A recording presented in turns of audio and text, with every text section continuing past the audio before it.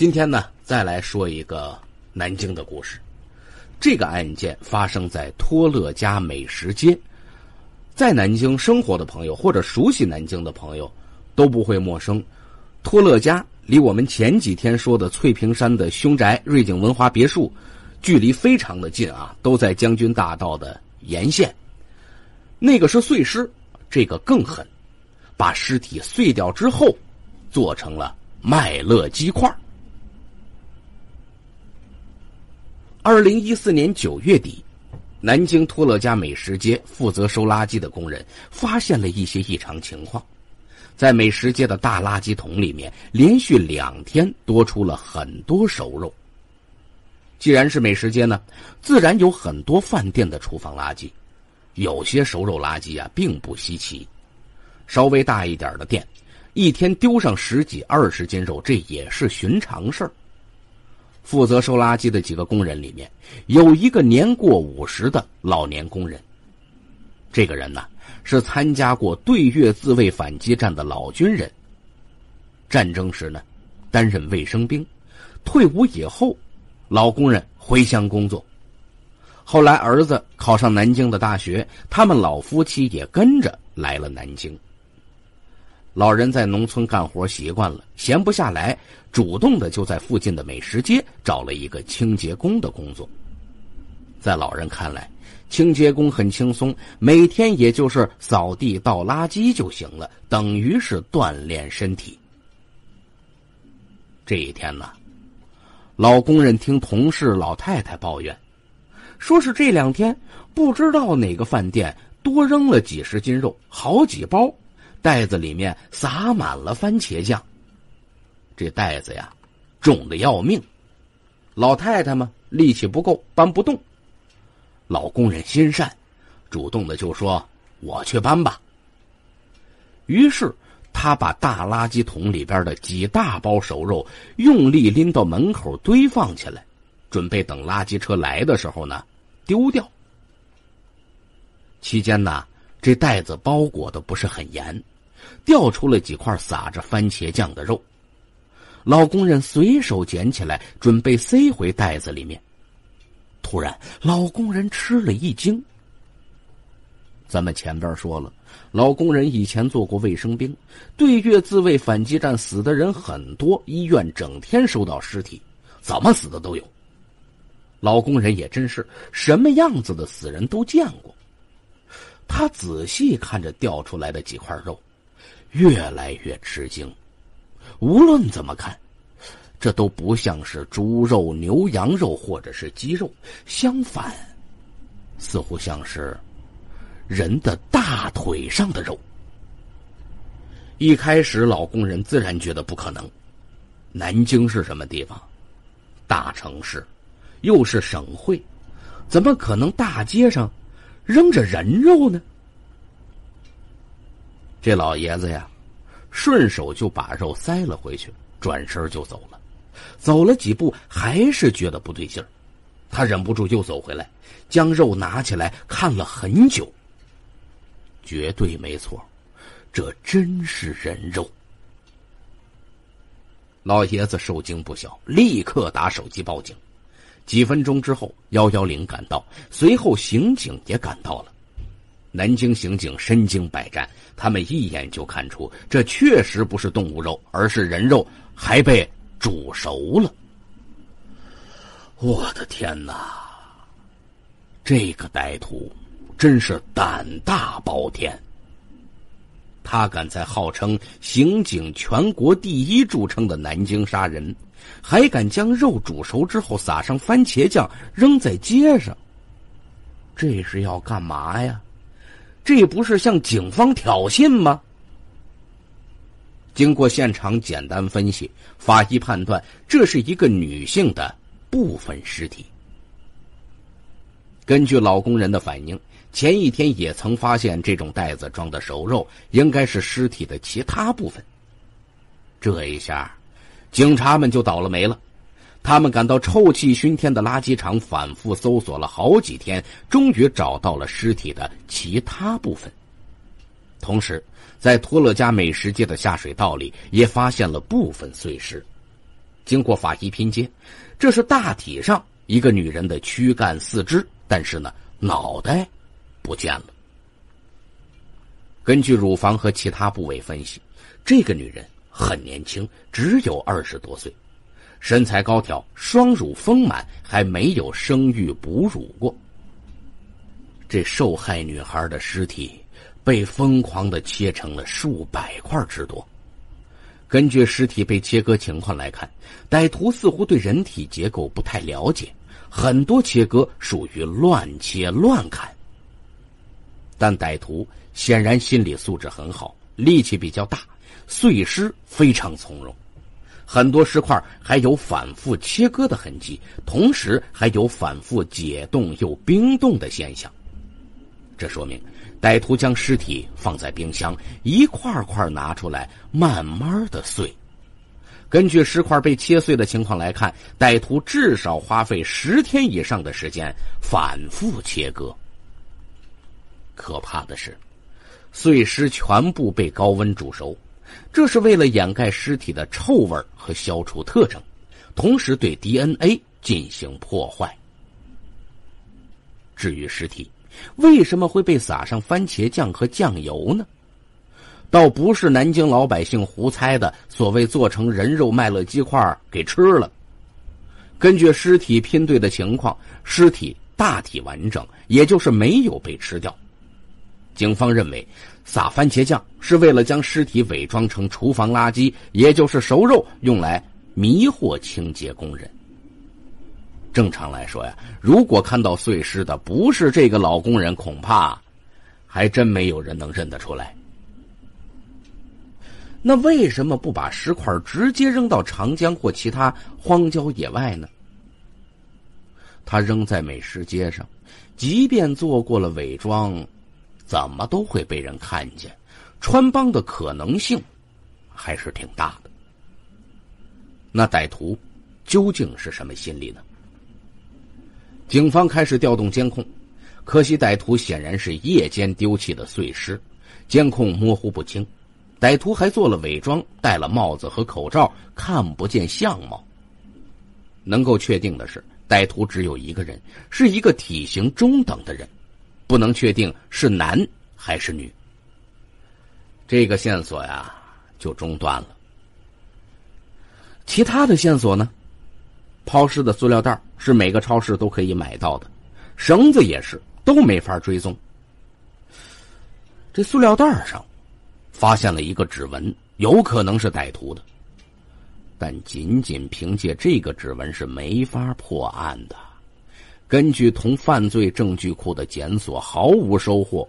显然，这个指纹的所有者没有前科，他之前没有犯过罪。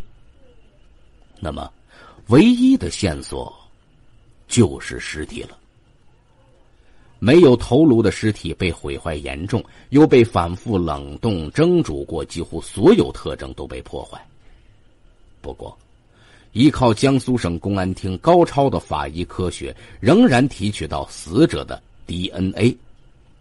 经验丰富的法医通过反复验尸，仍然发现受害者几个特征是可以确定死者身份的。可奇怪的是，南京全市根本没有类似的失踪报案。南京警方将侦查范围扩展到江苏省全省、上海市，甚至南京周边的安徽东部和浙江北部。南京警方花费了巨大精力，反复核实每一个失踪的年轻女性。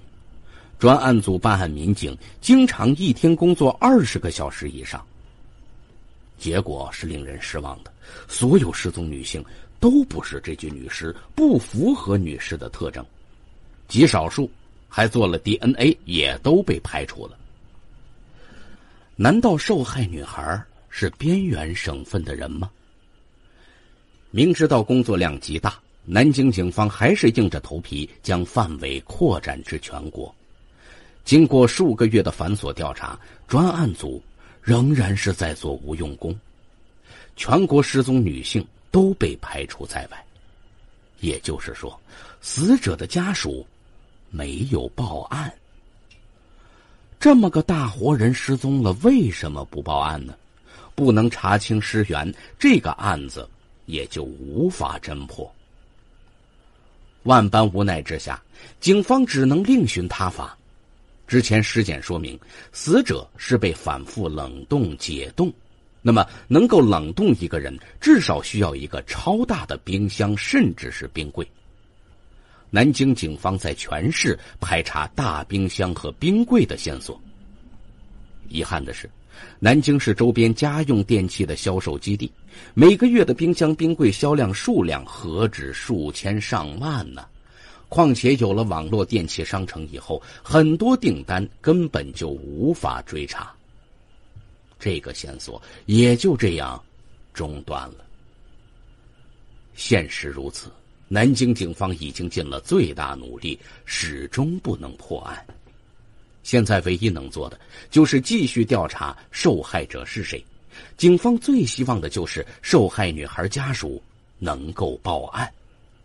这样，从2012年9月一直等到2014年7月22号，几乎2年的时间，始终没有人报案。2014年7月22号，南京警方突然得到重大喜讯。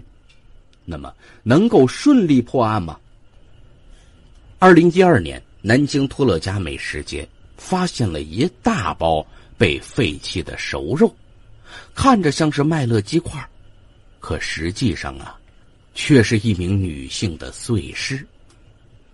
可奇怪的是，南京警方在南京及周边的省市调查失踪女性2年的时间都没有任何的线索。直到2014年7月22号，案件有了重大的突破。当天，江苏北部的盐城市下属的一个县城向南京鼓楼公安分局传来协查通报，说辖区内一对老夫妻的女儿何青青神秘失踪近2年。这个女孩失踪前在南京生活居住。专案组成员立即向何青青的家人了解她的外貌、年龄和身体某些部位特征。结果是让人震惊的，何青青母亲的描述和受害女孩完全一致。看来受害者基本可以确定是何青青。出于慎重考虑，警方仍然提取了老夫妻的 DNA 进行对比，很快检测有了结论，被残忍杀害和碎尸的女孩正是刚刚20岁出头的何青青。得知女孩遇害以后，父母悲痛欲绝。何青青的母亲还算坚强，和警方密切配合破案。她的母亲说，早在1年多前，他们就发现女儿发来的短信越来越少，最后一连1到2个月都不发，电话打过去女儿也不接，女儿推说心情不好，不想说话，还说要换个城市工作。到了1年前，女儿的手机就欠费停机了。何青青这个女孩从小性格固执，父母虽然着急，也没有什么办法。发现女儿手机停机以后，父母以为是女儿闹情绪，不愿意和家里联系。可怜天下父母心，2个老人不断向手机里面充值，让手机处于可以通讯的状态。但电话打过去，手机不是关机就是通话中。几个月之后，何青青的父母再也忍受不了了，他们赶到南京女儿租住的市中心的一间公寓，房门紧闭，空无一人。老人们失望地回了盐城老家，之后每隔10天半个月就来一次，前后来了5、60次，女儿始终不在。到了半年多前，老人实在着急，辗转通过小区保安找到了房东，打开了房门。房东表示，何青青和他签订的是2年租房合同，目前房屋还有2个月就要到期了。房间已经很长时间没有人居住了，到处都是厚厚的灰尘。看来女儿早就离开了这里。细心的母亲发现，房间似乎不像是搬家的样子，家用电器、日用品、衣服，甚至女儿的化妆品都摆放得好好的。那么，女儿究竟去了哪儿呢？整理房屋的时候，发现女儿的身份证、驾驶证、银行卡、首饰、手机之类的都不在了。看起来还是可能搬家了，以前的东西丢在这儿不要了。火急火燎的老人决定不回老家，他们续租了女儿的房子，一头扎在南京，连续找了半年之久，毫无收获。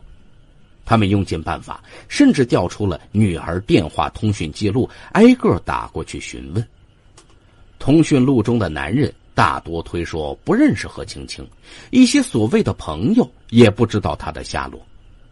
期间，母亲越来越怀疑女儿是不是出事了。何青青虽然倔强，也从来没有这么久不和家里联络过。更重要的是，他的母亲有一次收拾物品，发现在床头柜后面藏着一个信封，里面有一张银行卡。去银行卡查询，这张卡里面有10万块，根据卡的汇款记录，这应该是何青青的工资卡。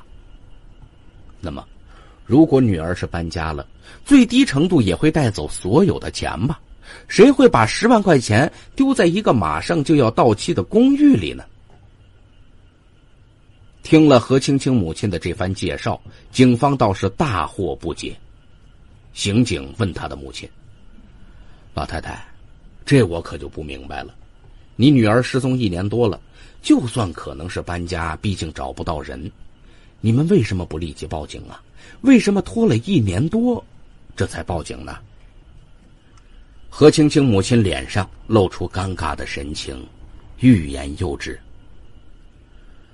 何青青的父亲这时候开口了：“现在还有什么好隐瞒的？警察同志，我们之所以这样，主要是我女儿的工作不太光彩。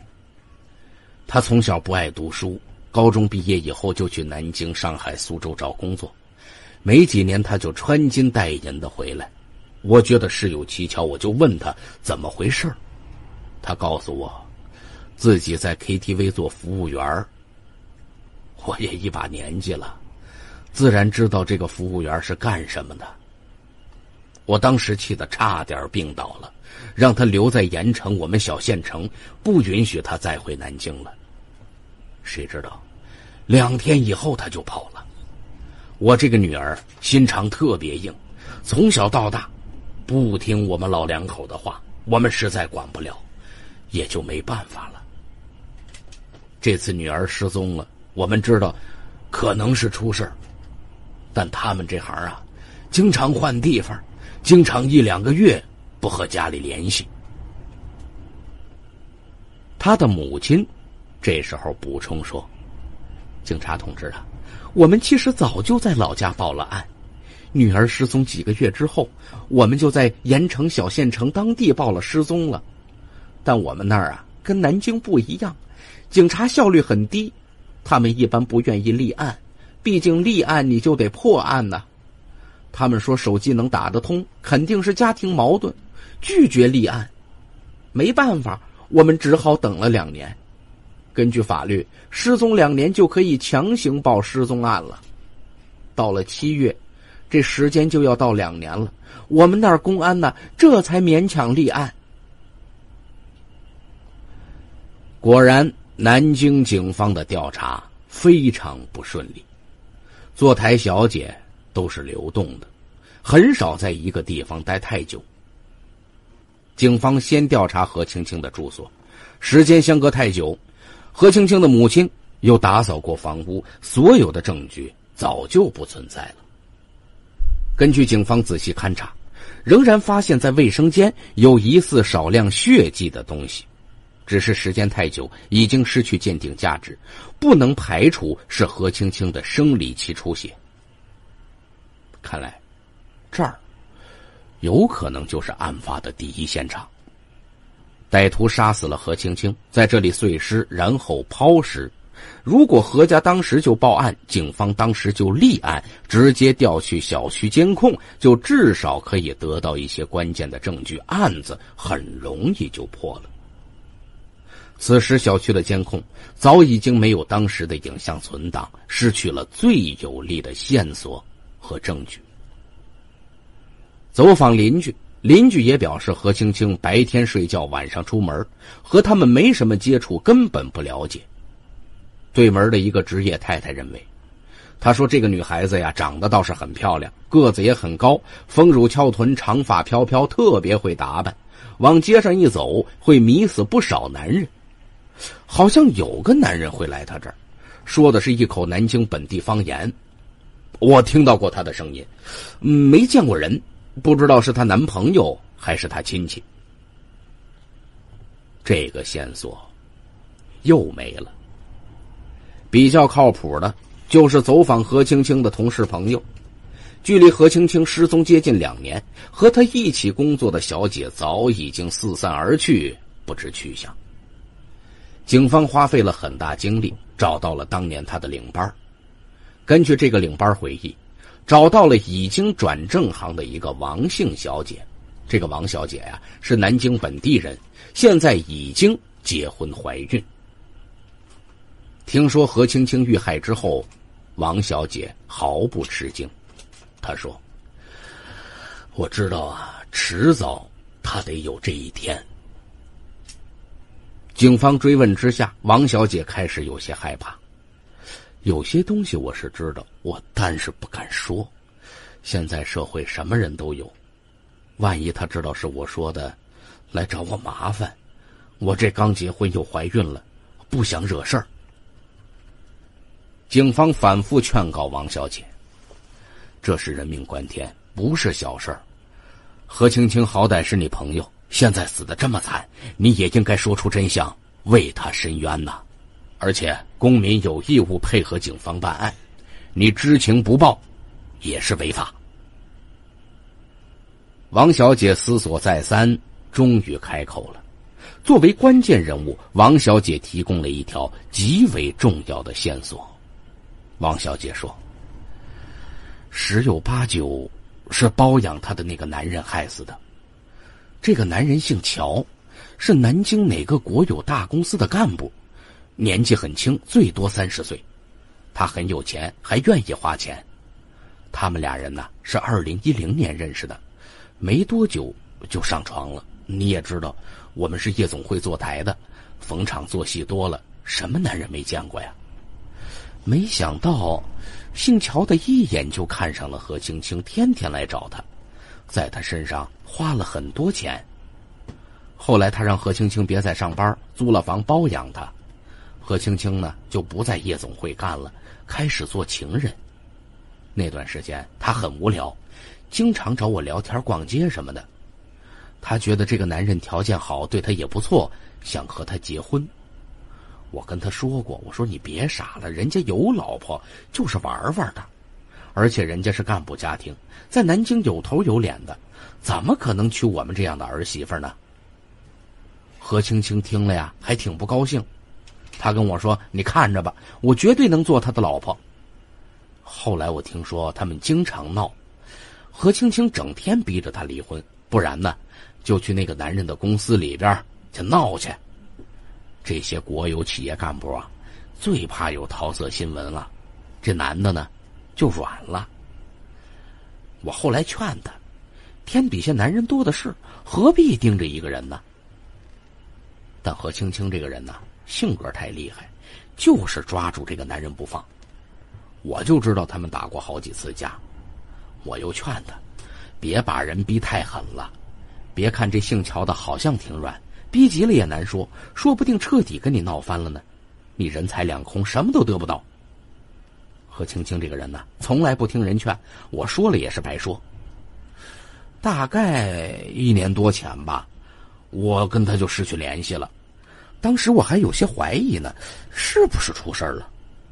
但你也知道，我们这行的人呢，不讲什么感情，今天是好朋友，明天就能翻脸。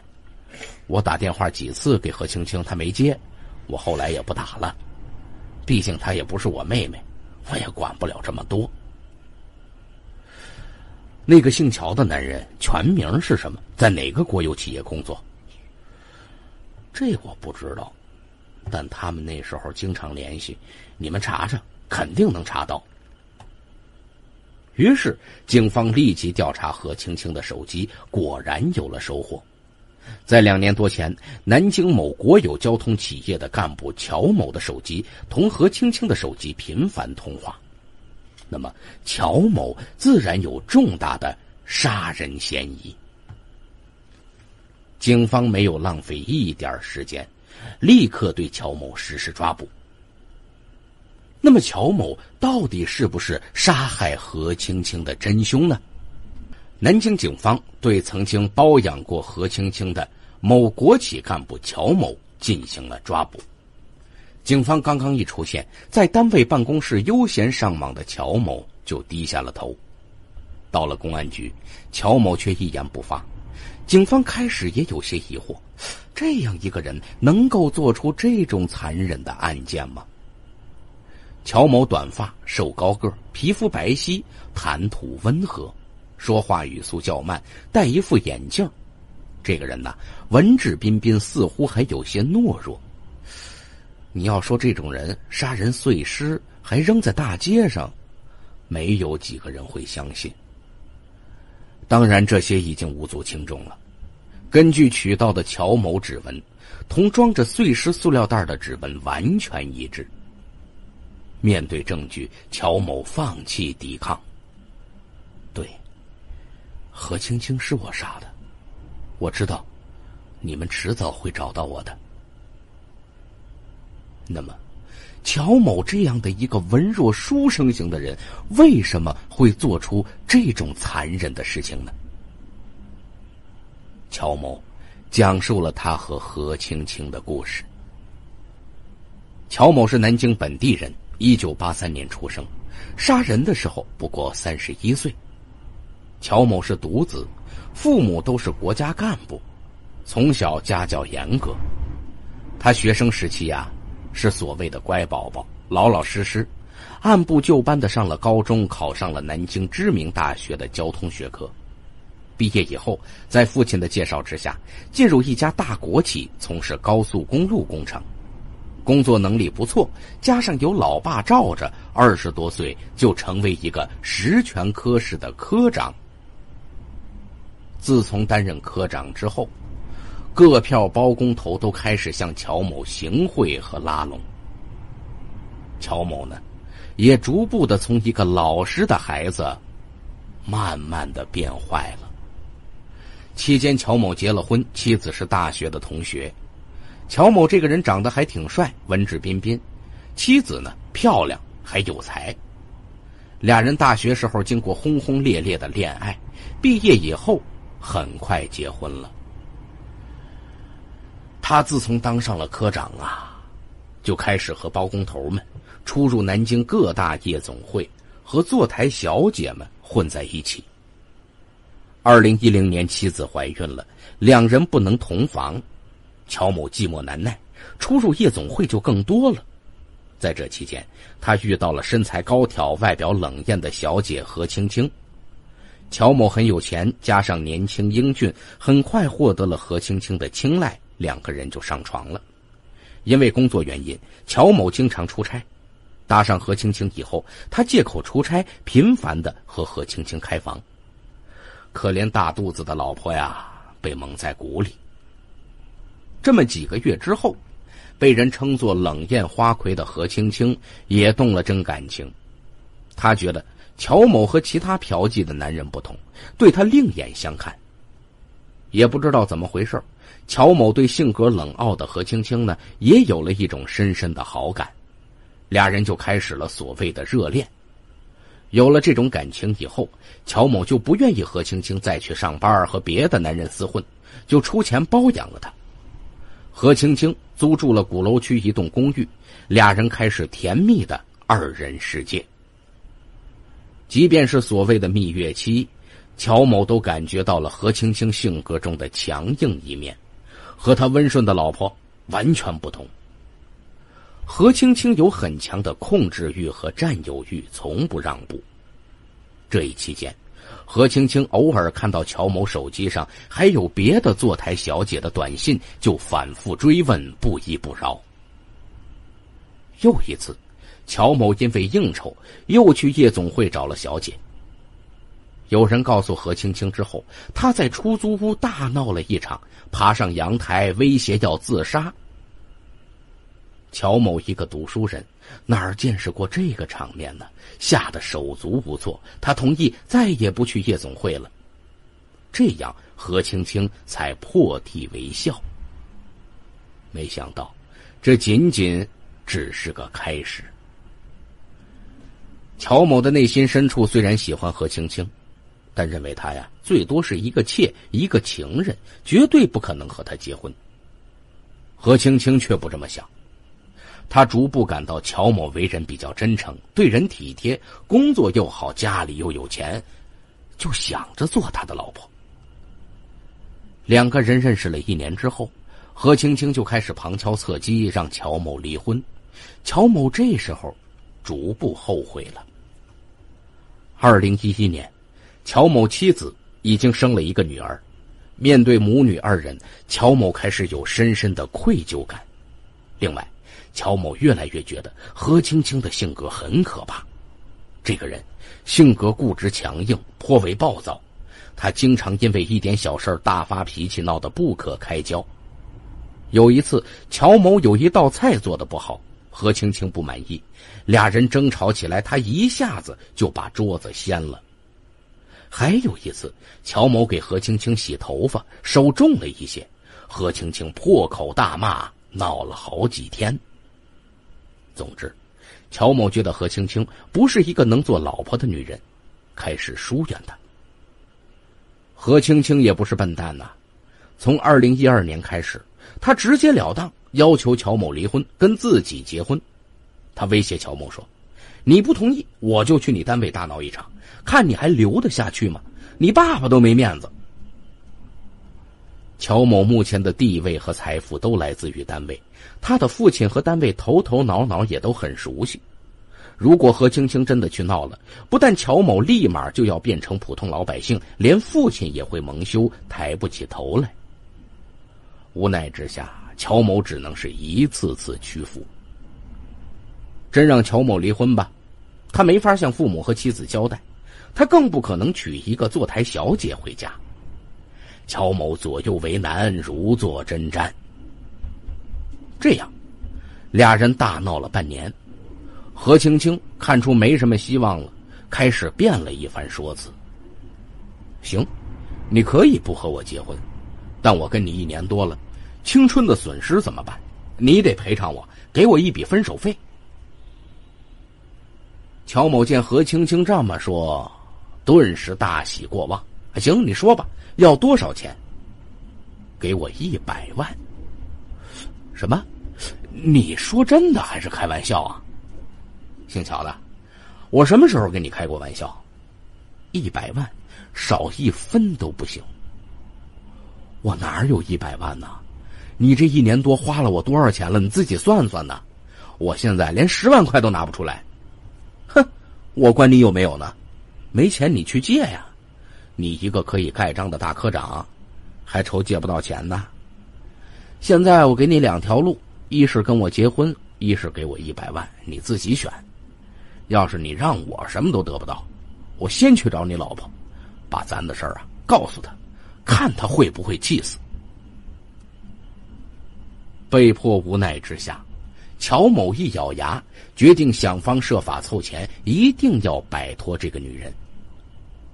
2012年8月，乔某找到合作的包工头借钱，包工头为了承接高速公路工程，自然不敢不借。乔某向一个河南包工头借了40万，又向四川包工头借了30万。稍后，乔某将69万分几次打入何青青的银行卡。乔某说，我是尽全力了，剩下31万无论如何我也拿不出来。咱们在一起这么久，也是有感情的，你别赶尽杀绝，剩下的钱以后再说吧。听了乔某这番话，何青青倒也没有再说什么。有意思的是，案发之后，何家父母坚决不承认存在这笔钱，他们认为这是乔某编造出来的，还认为乔某以未婚欺骗自己的女儿，自己女儿是完全无辜，不图金钱只图感情，才被欺骗的无知少女。从那天开始，两个人呐很少联络。乔某心里边的一块石头也放下来，人也轻松多了。虽然欠了70万外债，钱总是可以还清的，况且包工头也不敢向他催债。万万没想到，此时何青青的心里却又发生变化。做小姐或者情人的，要么图钱，要么图人，得不到人就要钱，一般得到了钱呢，不见得非要人不可。只是何青青这个人控制欲实在太强了，拿到了69万巨款，自己又有10多万积蓄，他完全可以选择离开，回到老家盐城买个房子，找个老实男人过日子。此时他又想起乔某种种的好处来，不愿意放手。正巧一次出门，何青青的高跟鞋被树根绊了一下，脚踝严重扭伤，不能下床出门。何青青打电话给乔某，乔某一接电话，顿时有些紧张。你怎么还来电话啊？我脚受伤了，不能动弹。我在南京没有亲戚朋友，没人管我，好几顿没饭吃了。说着，何青青就哭起来了。乔某这个人呐，性格比较软弱，跟何青青在一块儿久了，也不是没有感情。见他实在可怜，一时心软，又回到了出租屋给他送饭照顾他。虽然乔某没说，当天两人呢又睡一起了。于是俩人又开始了以前的模式，重新陷入孽缘中不可自拔。何青青还是让他离婚。好了不到1个月，俩人又开始争吵，反而变本加厉。也许因为长期不能出门，何青青变得更暴躁。9月11号晚上，两人再一次争吵，吵得很厉害，直到凌晨才入睡。第二天一早，吃完了早饭，俩人闲聊油价。期间乔某呢提到妻子的车子1个月油费就得2000块。何青青受刺激了，你嫌贵好办呢，你还欠我31万呀，把你老婆车子卖了还钱给我。那怎么可能呢，我老婆的车子我怎么能卖呀？俩人又大吵大闹，何青青狂怒之下抢过乔某手机，就要拨打他老婆的电话。他有什么了不起的？我马上告诉他们我们的关系。乔某一生气，用力抢过了手机，把何青青就推开了。何青青跌倒在床上，觉得被乔某打了。你打我？我告诉你，你打我，我就去打你老婆。以前有个小姐得罪我，我就找人把她打她进医院了。我马上找小混混去打你老婆，连你女儿一起打。乔某知道何青青什么都做得出来，极度恼怒之下又将她推倒。何青青挣扎着要起来，俩人就厮打起来。乔某一怒之下，一把卡住了何青青的脖子，不让她动弹。被打之后，何青青也在那儿怒吼：你有本事就把我打死，不然我跟你没完。听完这句话，乔某是新仇旧恨涌上心头啊。他认识何青青不过2年时间，先后花费了近100万。关键的是，乔某自认为这么照顾他，对他这么好，他竟然丝毫不感动，一再的往绝路逼他。对于何青青的性格他很了解，他是无论如何不会善罢甘休的。即便给了他100万，恐怕还得再要100万，还不如真的将他打死，一了百了。乔某热血冲头，恶魔上身，他不顾一切的卡住了何青青的脖子，用尽全力。何青青才知道危险，可是已经叫不出声了，只是从嗓子里面嘶哑的叫了2声救命。看到何青青两眼血红，舌头伸出，乔某有些心软了。那么这一次乔某会放何青青一条生路吗？乔某在和何青青的一次争吵之中，热血冲头，恶魔上身，不顾一切的就掐住了何青青的脖子。看到何青青两眼血红，舌头都伸出来了，乔某有些心软了，手松了一些。可转眼一想，到了这种地步，不是你死就是我死。他狠下心来，最终将何青青活活掐死。几分钟之后，何青青不动了，呼吸也没有了，乔某这才松手。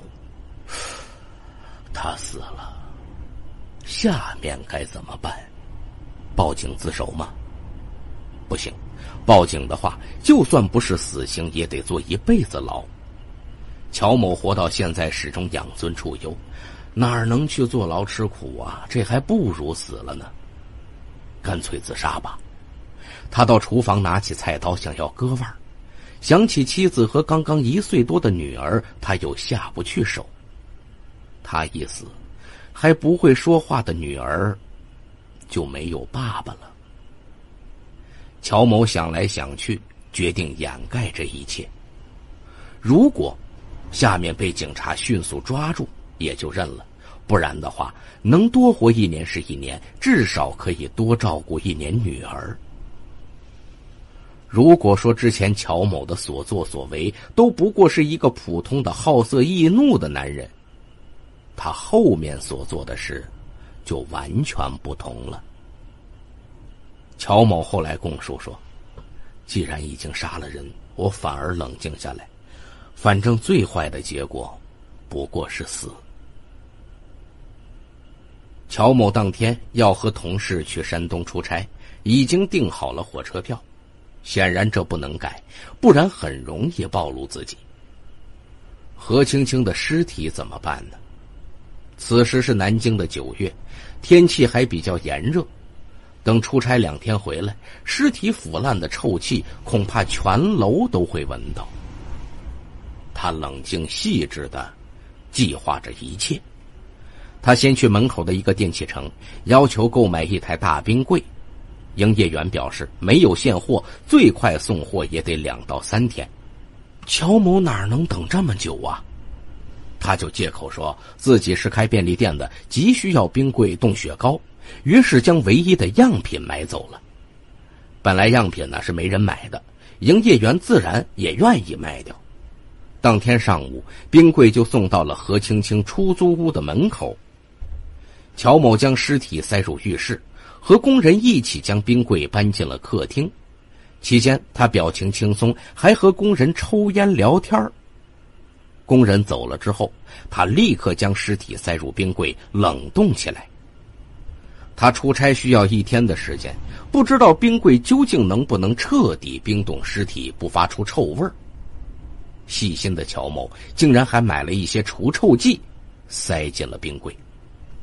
随后乔某中午和同事离开南京去了泰安，第2天下午返回南京。后来警方调查这个同事，同事认为乔某出差的时候表现绝对没有异常，根本不像杀了人。出差的路上，乔某已经想得很清楚，冰柜不可能藏住尸体一辈子，一旦房东回来或者何青青父母找来，就会穿帮，必须碎尸之后扔掉。单纯碎尸成几大块，恐怕很快会被人发现尸体特征，最好是碎得越小越好，还得煮一煮。何青青的出租屋地处鼓楼区闹市，一旦蒸煮尸体，那种怪味马上就会被人发现，必须转移。在南京比较偏僻的托乐家街区附近的翠屏东南小区，乔某曾经租过一个房子，当时是老婆怀孕，他租给丈母娘和老丈人来南京临时居住的，现在还没有到期。这个小区啊，人不多，方便碎尸煮熟。于是他先去旁边的超市买来了斩骨刀、锯条、垃圾袋、保鲜膜、大包等物品。随后乔某回到何青青在市中心的公寓，将已经生冷速冻硬邦邦的何青青尸体取出来，切成了几大块。乔某是理工科男，对人体结构不了解，根本就是乱砍乱锯。毕竟年轻力气大，搞了几个小时，终于还是搞完了。期间尸体解冻，一些血迹留在了厕所里。随后他将尸体用保鲜膜和垃圾袋装好，装在大包里，分3次打车运到出租屋内。打车期间他神色正常，毫不慌张，司机也没有任何怀疑。在翠屏东南的出租屋里，乔某开始准备继续碎尸。他买来高压锅、蒸锅等餐厨用具，将何青青已经分成几块的尸体继续切碎成几百块，并且不断蒸煮。让警方震惊的是，碎尸本来应该是越快越好，以免被人发现，但乔某连续搞了长达2个多星期。显然这是极端异常的。随后乔某的做法更是让人瞠目结舌。碎尸抛尸应该往人少的地方扔，但乔某居然将煮熟的尸体浇上番茄酱、酱油，扔在了附近托乐家美食街上，伪装成饭店的肉类垃圾。更令人震惊的是，乔某竟然没有丢掉何青青的头颅，通过蒸煮，头颅变成了头骨。他不知道是出于什么心理，竟然决定将头骨留下来。但是头骨里面的脑子会腐烂发臭，一样会暴露。你们猜猜乔某是怎么做的呢？他竟然撬开了头骨顶部，取出脑子。敲打期间，头骨沿着人字缝裂成3块，下颚骨也脱落了。他竟然不慌不忙地重新将头骨重新拼好。他没注意的是，下颚骨上有一颗牙齿掉在地上了。后来他胡乱打扫房间，将牙齿和其他垃圾扫进了下水道。随后乔某将这个头骨连同何青青的身份证、驾驶证、银行卡一起放在一个小保险柜中。虽然明知道银行卡里面有巨款，但他不敢去动。何青青的账户肯定会被监控，他不想自寻死路。不过他卖掉了何青青的一些值钱的首饰，弥补自己的一些损失。乔某想将头骨珍藏起来，但他自然不敢放在自己家里。于是呢，他又找到一个包工头朋友，说是有一些重要文件要寄存。于是他把这个保险柜寄存在包工头的家里。没人有打开的钥匙，自然也不会有人发现真相。之后乔某伪装何青青的语气，连续给何青青的母亲发了几个月的短信，说自己心情不好，要去其他城市。随后乔某买了一个不记名的手机，不断给何青青的手机打电话，导致欠费停机。这边他将所有作案工具丢弃，清洗2处碎尸公寓的地板，然后又将冰柜卖给了一个收废旧家电的。让人震惊的是，何青青失踪之后，何母曾经根据她的手机通话记录挨个拨打询问状况。乔某接到电话之后毫不紧张：“叔叔阿姨，我是青青的好朋友，你们不要着急，应该不会有事的。不行啊，你们就去公安机关报案吧。”因为最后那句话，何青青的母亲对乔某没有丝毫的怀疑。乔某交代之后，警方去包工头朋友家提取了那个保险箱，打开保险箱，里面就是何青青的头骨。包工头朋友知道自己全家竟然陪着一个骷髅住了2年，吓得瞠目结舌，半天说不出话来。在翠屏东南出租屋的下水道里，警方搜寻几天，终于发现了何青青的那颗牙齿。根据乔某交代，又找到了被卖掉的何青青的首饰。由此，乔某杀人碎尸案证据确凿。本来乔某如果杀人之后自首，属于激情杀人，又是感情纠葛，按照今天的法律，有可能不会被判处死刑。但他杀人之后又选择了碎尸抛尸，性质就完全不同了。最后我们再来解答一个之前提出过的问题，他为什么反常地将尸体煮熟之后丢在人来人往的美食街上，而又把头骨收藏起来不扔掉呢？其实啊，之所以碎尸成那么多块煮熟丢在大街上，更多的是出于仇恨。因为这个女人让他成为杀人犯，美好的未来甚至生命全都没了。古语说过，碎尸万段，当街示众。他把何青青切碎成无数块，故意扔在街上，其实就是一种病态的泄愤。那么为什么他会留下头骨收藏呢？谁都知道，头骨是最可怕的证据，一旦头骨被发现，乔某也就必死无疑。其实啊，我还有一个疑问，不知道曾经冷冻何青青碎尸的冰柜又被谁买走了呢？大案纪实就到这里，